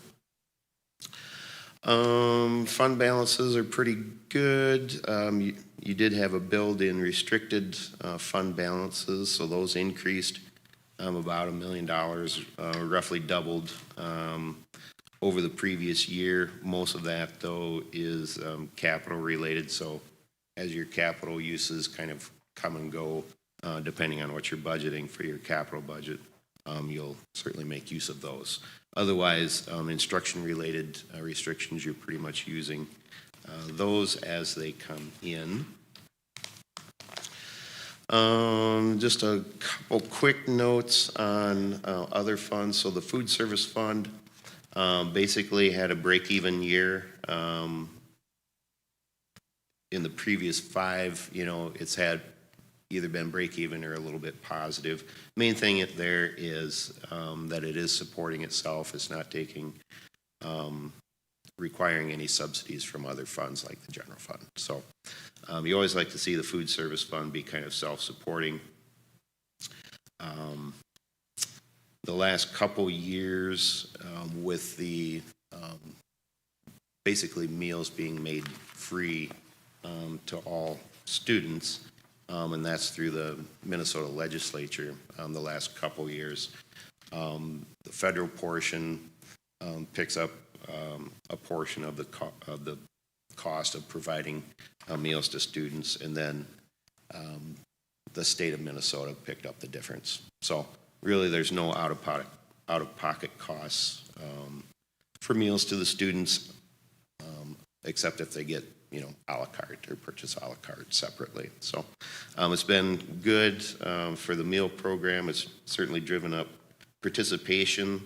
So for example, like 5 years ago, the number of meals, total meals served in the food service program was 617,000. The 24-25 years, 1.4 million. So pretty enormous growth there, and interest in participation, which is great to see. Community Service Fund, much the same story as far as being self-supporting. So generated a positive bottom line of $550,000 last year on a top line revenue of $16.7 million. So again, it is supporting itself, which is what you want to see also with community edge programs or community service, is that they're not taking funds away from the classroom or the general fund either. So self-supporting, not requiring any subsidy in that regard. So just a couple closing comments then. If you look at total cost of, say, education, so, you know, when Paul was talking about all of the funds, you know, in the budget discussion previously, if you look at all the funds in the budget and all the costs in each of those funds, the cost of education that Minnetonka Public Schools is spending on a per student basis is $21,384 per student. If you just kind of do the math on it. So we'll just lift total expenses right out of your financial statements and divide by your enrollment number. That's what it works out to be. Comparatively, all districts in the state, if we did the same thing, came in at about $21,800, so a little bit higher than yours. If we looked in the 7-county metro, it's $22,900, almost $23,000. And then another stat from the statewide enrollment, districts with students enrolled of 4,000 or more students, 22,130. So, long story short, you're educating kids at about $800 less cost relative to kind of some of your neighbors or other districts in the state. The last thing I will just mention is that with this year's financial statements, there was a new accounting standard that did take effect around the recording of liabilities for compensated absences. So that liability is, you know, think of it as vacation pay, sick leave, severance, anything like that. So that was with that accounting standard was a change in measurement. So basically you have to go, you know, employee by employee and what leave does each employee have depending on, you know, are they in a bargaining unit, which bargaining unit are they in? So you did engage an outside actuary to kind of help you with that estimate, but that was reflected in the financial statements this year. So that was kind of the change, you know, over the previous year's audit was just that new standard, which was required a change in measurement. So otherwise, consistent apples to apples other than that one change. Mr. Chair, that is the extent of the comments I had prepared to make, and I'll turn it back to you. Thank you very much. I'll first entertain a motion that the school board accept the fiscal year 2025 audit and direct administration to file it with the Minnesota Department of Education. So moved. Sally, may I have a second? Second. Mike, any questions for our presenter? Dan? First, thank you folks for this and for all the good work. It's nice to see a clean opinion again. I do have one question related to the unassigned fund balance percentage, and it's sort of a discrepancy between the amended budget we were looking at earlier and what's stated here in the report. Are you folks calculating that based on the UFAR's general fund? And so our school district policy 703, that seems to pertain to just our general operating fund budget. Is that what accounts for the discrepancy? I just want to make sure we're measuring the right 6%. Mr. Bourgeois. In the audit it's always calculated on the overall general fund. So that's with the one slide I had where it's our general operating fund plus all those other sub-funds that we have slid in. And then we talk about our operating fund for operations. That's what is in the report that we just did. So that's where, for that particular fund, it's about 13%. So we're not trying to save 6% on like our capital projects for technology. Right. That fund, we just try to keep it balanced. And any other one is, for example, we have an operating capital fund where that will get down to less than 6% on its own. So the thing is the amount that we've always managed to is the general fund. And if the general fund is, the general operating fund. Yeah. And if the general operating fund is where it needs to be, then from a UFARS basis in this audit, it will be above 6%. Right. Yeah, so I think that's just a point of clarification for the future, maybe. If we're measuring the district's general fund operating budget, which we are, just so we see apples to apples on that in the future, if possible. Sure. Thanks. Okay. Any other questions or comments? Megan?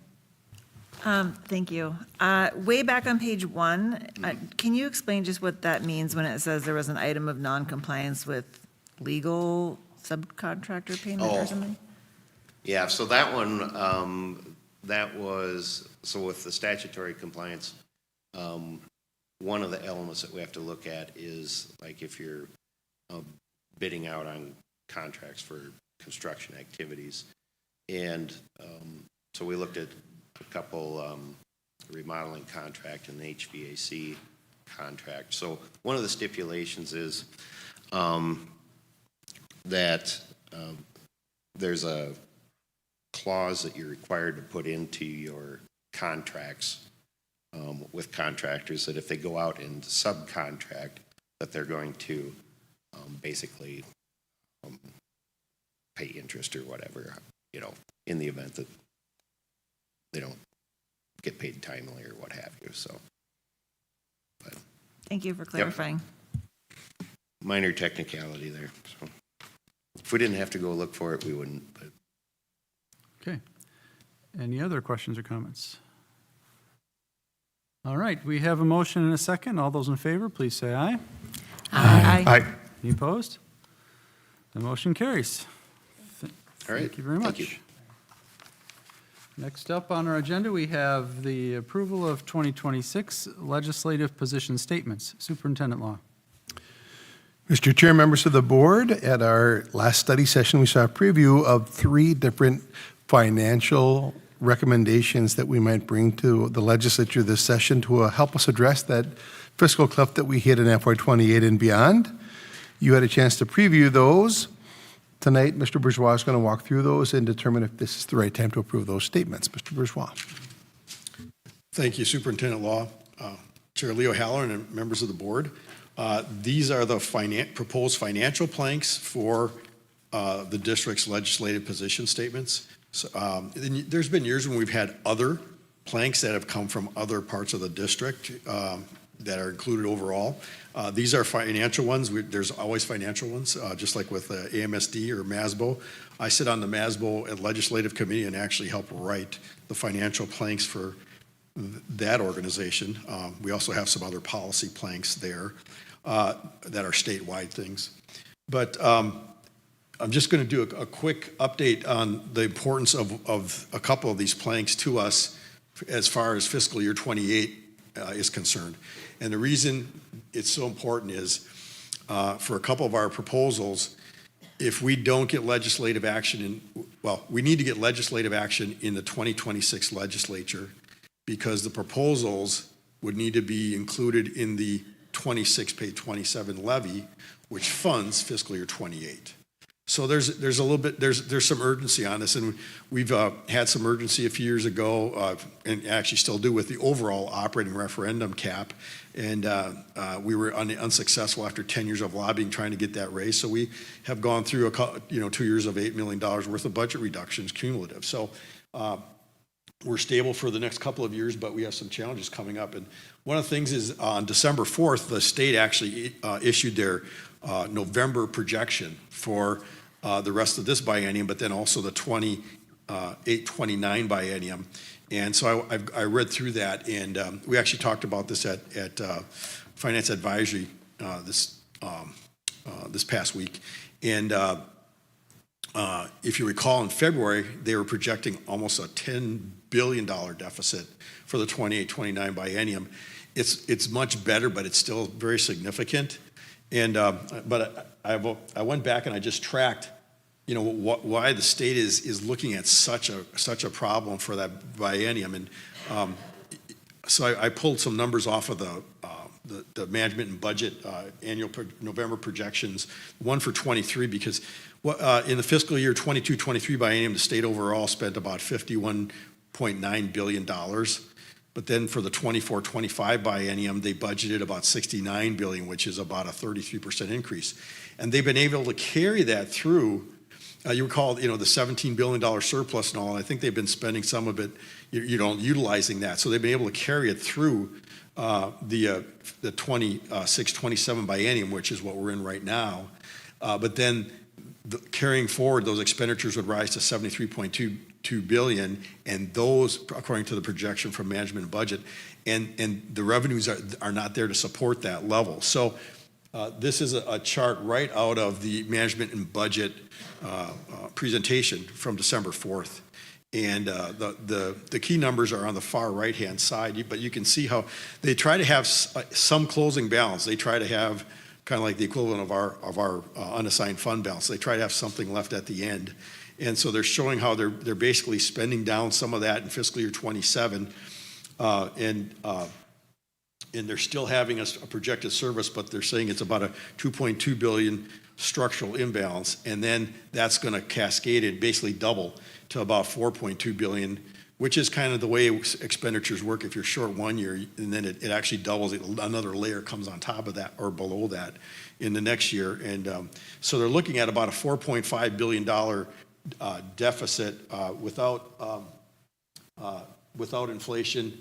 If they actually fund inflation increases, it'd be about a $5.4 billion deficit. So a lot better than it was in February, but still very significant, still very concerning. So, and the thing is they are not going to just reduce to zero, to have it come out at zero at the end of 28-29. They always want to keep some reserve. So they're probably going to try to continue to keep funding a chunk of that reserve. So more than likely the full $5.4 billion is going, or 4.5 billion, depending on how they do it. Although if they don't fund inflation, we have to cut for inflation, or and everybody in the state does. But unless the economy really would take off and generate a lot of revenue, there's going to be some significant budget reductions. They already have in the last legislative session, the legislature set up a committee to study special education, and their target was to come up with $250 million of savings for the 28-29 biennium. But if they were unable to come up with those savings, then an automatic reduction of $250 million in the special education cross-subsidy revenue was going to take effect. And for us, that would be about $1.6 million per year, $3.2 million over the biennium, our share of the $250 million. So there's some storm clouds on the horizon in that regard. I use a metaphor. It's kind of like if you can be on the beach in Florida on a nice day, but the hurricane is out to sea, but it's heading that way. So you have a good day at the beach, but you have to be ready. A little bit of background on our school district, though, because it kind of goes to how Mr. Poppenhagen mentioned about how we're spending less than other school districts. And overall, we're spending less when you include all the capital accounts, but when you include just the operating accounts, it's actually even more strident in terms of the difference. The average Minnesota school district gets $2,194 more per pupil in state aid than Minnetonka, 21% more. And so the average Minnesota district on the latest comparative data, which is fiscal 24, because fiscal 25 just is getting closed and they haven't calculated all this yet, but it was $12,448 per pupil for the average Minnesota district, and we are at $10,254. If you took all the school districts and stacked them up, with the one getting the most state aid per pupil at the top is number one, and the one with the least is 329. We're 320th out of 29, so we are down at the bottom. And that gap has been growing. A decade ago, the average Minnesota school district received $1,287 more per pupil than us, about 16%. Back then it was $9,114 per pupil and $7,827 for Minnetonka ISD 276. So we've been below, and it's a significant gap. But that gap is really, it's significant. $2,194 per pupil is equivalent to about $27 million. And so our proposals are asking not for $27 million, but they're asking to let us handle locally at least a portion of that so that we can keep breaking even going forward. So the first proposed plank, we've actually, we had a rough draft at the September Finance Advisory Committee meeting, and we had a review of a second draft at the October Finance Advisory Committee meeting. Would be to increase local optional revenue by $255 per pupil. And the funding on this has been frozen for a decade. It would benefit all districts. An interesting aspect about this is our district, we were the first ones to propose this, and then it was picked up, and AMSD has really carried the torch, and we've gotten MASBO to also carry the torch, but we were the first district to actually hone in on this one and put it into our plank, and that generated a lot of buzz when we did that, and other districts have picked it up because it just seems to make a lot of sense. It just hasn't gotten through the legislature yet. The proposal for this would be a third tier with no state equalization, so local control. A local entity could decide to levy it or decide not. If this would go through, we would pick up about $3.2 million annually, and that would go a long way towards balancing the next couple of 2 to 3 years. The second proposal is to restore $300 per pupil in operating referendum cap that was taken away from Minnetonka ISD 276 and a handful of other districts in 2019. Other school districts in 2019 received $300 of new money from something called local optional revenue, which is actually a two-tiered formula. And the two-tiered formula, the second tier was $300 in 2019. And for us, they took money off of our operating referendum and they put it in this other category. And they said, well, you don't have to, and it's a permanent dollar amount, but they're saying, so like the benefit is, well, you don't have to go back to the voters for that. Well, our voters would probably support it. But the thing is neither does any other district, but almost every other district got $300 per pupil of new money, and we got zero. Now, and what was unique about that was when they did the initial $424, they did the same shifting like that, but they left the operating referendum cap $424 higher. This was in 2014 on the original chunk of local optional revenue. And we were able to go back to the voters and ask them for the additional dollars in 2015. And so we actually still had to ask, but we got additional dollars out of that one as a result. But the second time we got zero. And so actually, if we were able to have the operating referendum cap increased, the amount that was taken away in 2019, if they would just put that back on and let us ask, that would be about $3.8 million annually. And then the last one we have here is we've been asking for a number of years, and so have other districts, just trying to increase the special education cross subsidy. It has gone up for the last several years, actually, and so it is scheduled to go up by 6% to 50%. This would just be an ask of an additional 4% to 54%. So, an additional 10% increase. That additional 4% would be about $500,000 annually.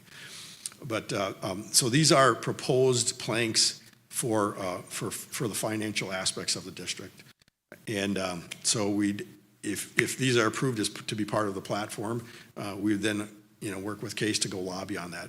The other thing I want to make a mention of is typically, and my area has been responsible for suggesting, because that's what we do, we suggest, it's your platform.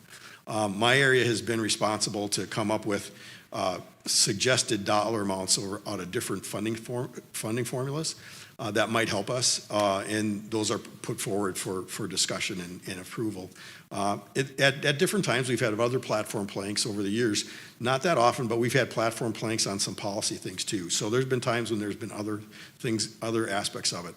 The other item I just want to mention is this year, with the referendum going on, and also a later start because it's an off year, CASE has not met, so we haven't actually met with CASE yet. We've had discussions internally about having to get that, working on that and getting that going. But that we have time to actually get that process going because the legislature doesn't start in mid-January this year, it starts in mid-February. And the referendum is in the rearview mirror. So the people who are involved with CASE, I'm sure, are getting ready to spin that up. So with that, just be glad to answer any questions you may have. Board members, questions, comments? Sally. Thank you very much. So as you mentioned, we did get a chance to review this as a board at the November study session. And I appreciate you starting off by explaining too that the proposal here really is the proposed financial planks, because to your point, we actually haven't convened the case group yet, which is our Community Action for Student Education group, our lobbying group, which has been so robust over, really, really growing in leaps and bounds over the last couple of years, that given that, as Dan pointed out, it is an election year, given that, there are things looming that we really need to lean in on. And I think the opportunity with that community engagement growing so rapidly, I really would like for that group to have an opportunity to consider not just the financial planks, but anything else that we might want to bring to the legislators, and really how it's all framed. I think what I'm really getting at here is that our case committee members, which numbered about 100 last year, which is remarkable. I'd like to think those are the people who are watching the live stream, by the way. They're all so eager for this. That I want them to really feel a sense of engagement with our policy positions. And so I'm just wondering, as I was reading the board packet for tonight's meeting, that caught my attention again. I'm like, oh yes, CASE should really be engaged in helping to prepare this platform. Mm-hmm. And so just wondering, like to hear from other board members too, their thoughts on that, but just feeling like I have no qualms with what's in this proposal from a financial perspective, but is this our public-facing platform statement, or is there opportunity for us to perhaps, make it even more powerful and engaging for both our community members and for the legislators? So that's more of a comment than it is a question, but. All right, Dan. For the most part, I concur. I think it merits running this through CASE, because if we're going to try to get together with our legislators and present this to them, we want to get this finalized with CASE first, and then get these in front of CASE so everyone's on the same page when we do talk and do make our ask to the legislature. And I'm also curious, like, if there's any political appetite or realistic possibility, like the automatic $250 million in cuts that are coming to SPED that we've already priced into 28 and 29. Like, is that something that we could lobby the legislature to strike from their budgetary plans and make an appeal to say, hey, don't be cutting special education funding, because that doesn't just affect us, that affects a lot of school districts around the state and the metro. So, and then I've always been curious, like, the way local optional revenue has lost purchasing power over time because it remains flat. I know there's like, what, a dozen or more other tiny little amounts that we get that have been implemented like decades ago that have remained flat. Yes. And I'm just curious if we might like throw all those at them and say, hey, these are a bunch of other allocations you made 20 years ago that you've continued to not fund with inflation. Just throwing it out there. Yeah, Megan.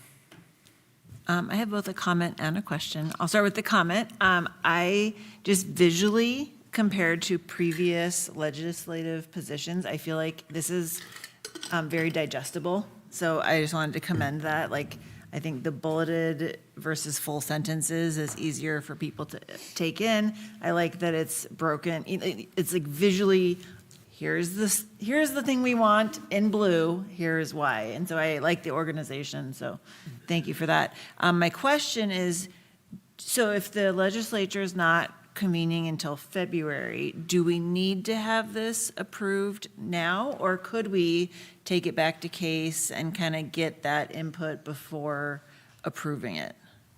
Superintendent Law. I don't think there's any reason it would need to be approved tonight. These, like, I hear concurrence about these are the likely financial planks, and this session will go, even if it's not ready at the beginning. The timing of it would be early in January, that the board members that lead the case committee, and we can do some sort of gathering to put this in front of them and see if there's any additional ideas. And this could certainly be approved. The problem is it won't be approved the first meeting in January, because case wouldn't have met by then and committee assignments wouldn't have been formalized. So it could be approved at the second meeting in January in a special session, or even it could be ready to go and we could start talking about it and could be approved the first time in February, with the understanding that we'd be talking about it and it wouldn't have formal board approval. That's just nothing would prevent that from happening. As you know, Board Member Brown sits on the AMSD legislative platform. These priorities have all been sort of run through AMSD and MASBO, school business officials. So other people will be advocating for these things too. We can certainly run it through our local committee and then bring it back for approval. I think it makes sense to have cases weigh in.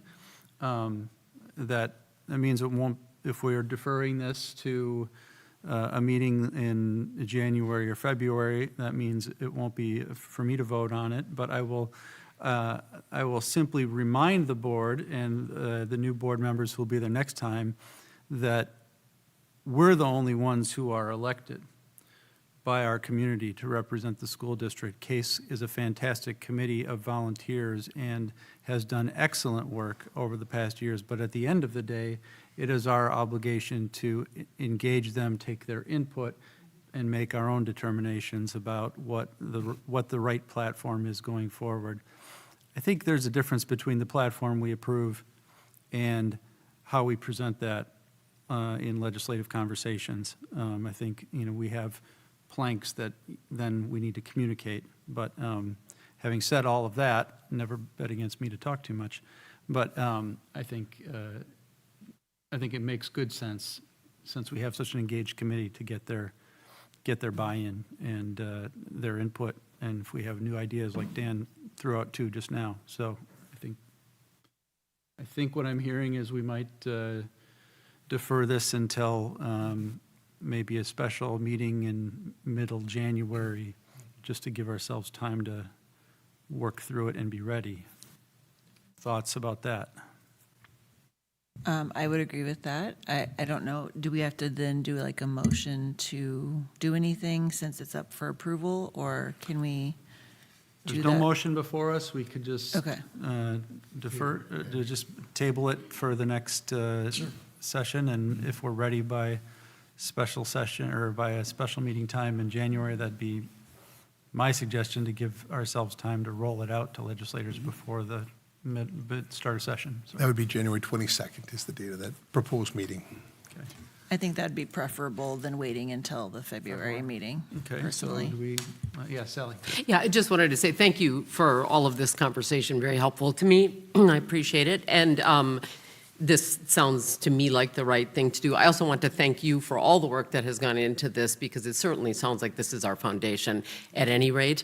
But it feels like the evolution of a great thing that we're building with our committees, both the Finance Advisory and CASE, and frankly, our students from Vantage Public Policy who have been weighing in on things. So it feels like giving a little bit of time is the right thing to do. All right, so procedurally, do we need to move to table, or we just take it off of there? We'll just say we're deferring this for future action. Right. It is tabled Yeah, okay. for a future Very well. meeting. Thank you. All right, next on our agenda, we have the consent agenda. May I have a motion to adopt the consent agenda? So moved. Megan, may I have a second? Second. Mike, all those in favor, please say aye. Aye. Any opposed? The motion carries. Next, we have board reports. Any board reports? Dan? Paul kind of touched on Finance Committee already. We talked a lot about, we've seen the audits and the amended budgets and a lot of what we talked about tonight, the legislative position statements. We had some good discussion about the fund balance and what that's looking like going forward, and that we're comfortable now, and we just need to prepare for fiscal 28 and see what happens with the legislature. And again, that's just a pitch for people to join the CASE committee and advocate for public education funding. We were looking at some of the other fund balances and some of our other funds, and just had some good conversations about some healthy balances and what might be possible there. So, Thank you. thank you. Kemery? Yes, for the Minnetonka Public Schools Foundation, I have a couple of updates. The teacher grant program applications are now open until February 17th. They are scheduling site visits at all of the schools to inform the educators about the opportunity and application process. And then Dreammakers 2026, put this on your calendar. It's been new and improved at a different location. I think it's going to be really a unique event this year, and it's prom through the decades. So get out your powder blue tuxedos, Dr. Law. And it's going to be at the club at Golden Valley Country Club on February the 21st, 2026. And this is just a really important event for everybody who's involved in the district, parents, students, teachers. Every dollar that is raised touches every student in the district. So it's just a very, very important event. Let's see, $1.6 million in grants awarded since the program's inception. And then just for Minnetonka Preschool, I wanted to highlight again what I heard tonight, that there's an open house on January the 31st for Minnetonka Preschool. That's it. Thank you. Any other board reports? Superintendent's report. Mr. Chair, first of all, I want to let you know that our freshman student school board members joined us this month, and they will be rotating through. We're at this point in the year where every upperclassman, sophomore, juniors, and seniors has attended at least one board meeting, some on their second cycle. Zane, it's good to see you again, I think. I do want to say that these attendees tonight knew this would be a very lengthy, heavy agenda and still chose to come. And I would offer just a minute, if either of you have any insights following tonight's meeting. There's not a requirement, but there's an opportunity. No, I feel like you guys touched upon everything really well. I felt really captivated despite how long it was. So. Thank you. Thank you both. We are kicking off winter seasons. I heard tonight one of our student school board members traded with Zane so he could go to the home opening basketball game. Zane, he owes you for that. But also it's concert season, and we're just a week away from winter break, and some very enthusiastic students were communicating with me about their concerns about safety getting to and from school this week. I appreciate those students being so concerned about their peers, whether decisions are made about what the roads will be like from about 6 until 9 in the morning, and again from 2 to 5 at night, and we will communicate the minute anything comes up that would prohibit that. With that, I'm done. Okay, announcements. I have an announcement. Tonight is my last official board meeting in front of you and on this platform. So I am going to pretend that it's an announcement to thank some people for their work over the last 4 years, particularly Superintendent Law, all of the staff at the District Service Center, and all of the cabinet members. A shout out to Mr. Bourgeois for his Christmas-themed tie and Christmas-themed remarks earlier. We appreciate you and all of your work and the entire cabinet's work. And I also want to especially recognize Carrie Voles, who does yeoman's work day in, day out for the district, supporting Superintendent Law, supporting the rest of the staff, and those of us up here. I think you and Superintendent have made me a better board member and chair, and I really appreciate your friendly presence and friendship. So thank you very much, Carrie. And then lastly, I want to thank my fellow board members and all the board members who aren't here tonight, including board member Chris Vitale and the board members I served with previously. They also did a lot to help me be a better board member, and I'm particularly proud that this has become a board that is known to work together well. And as you saw tonight, we like to address transparently and openly the issues that are before us, and we not always disagree, but we try to go forward together after we hear it out. So I'm grateful for that, and I'm grateful for all of you. And with that, I would entertain a motion to adjourn. So moved. Camry, may I have a second? Second. Megan. All those in favor, please say aye. Aye. Any opposed? We're adjourned.